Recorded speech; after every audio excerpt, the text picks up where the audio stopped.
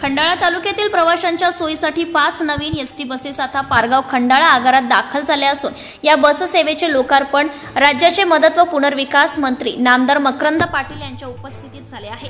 यावेळी सातारा जिल्हा परिषदेचे माजी उपाध्यक्ष नितीन भरगुडे पाटील, पारगाव खंडाळा आगार व्यवस्थापक सय्यद मॅडम यांच्यासह मोठ्या संख्येने ग्रामस्थ पदाधिकारी उपस्थित होते।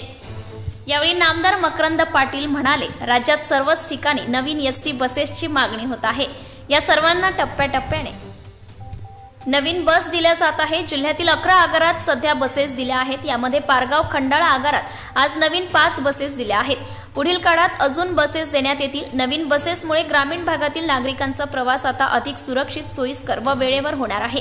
तर शालेय विद्यार्थ्यांना शिक्षणासाठी तसेच नोकरदार वर्गाला रोजच्या प्रवासात मोठा दिलासा मिळणार आहे।